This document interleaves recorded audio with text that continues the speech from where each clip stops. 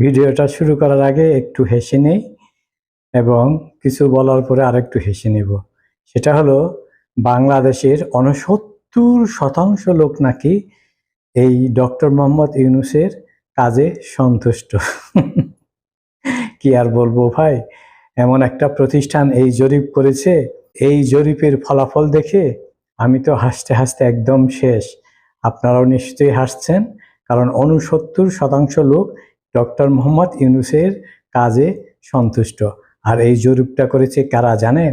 এই জরিপটা করেছে সেই প্রতিষ্ঠান, যে প্রতিষ্ঠানের বিরুদ্ধে বিশ্বব্যাপী অভিযোগ রয়েছে যে তারা বিভিন্ন দেশের রেজিম অর্থাৎ সরকার চেঞ্জ করার কাজে হাজার হাজার কোটি টাকা ব্যয় করে এবং ষড়যন্ত্র করে।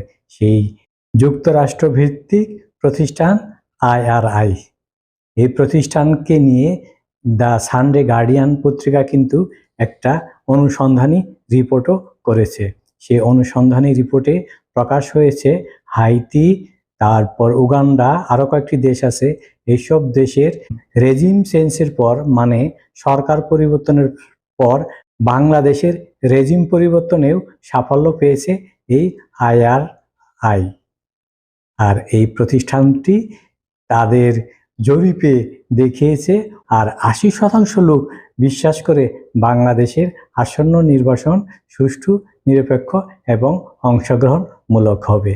আওয়ামী লীগ এবং জাতীয় পার্টি যদি নির্বাচনে অংশগ্রহণই না করে, সেই নির্বাচন অংশগ্রহণমূলক কিভাবে বলা যায়?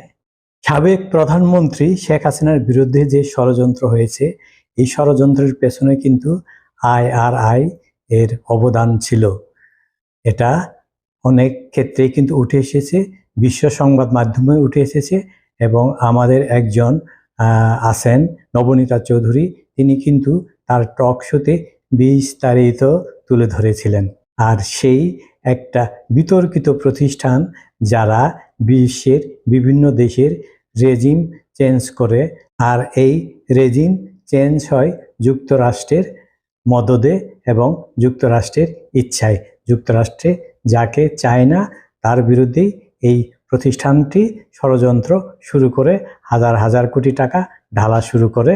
ঠিক সেইভাবেই এই প্রতিষ্ঠানটিও 2019 সাল থেকেই ষড়যন্ত্র শুরু করে আসছিল, কিভাবে সাবেক প্রধানমন্ত্রী শেখ হাসিনাকে ক্ষমতাচ্যুত করা যায়।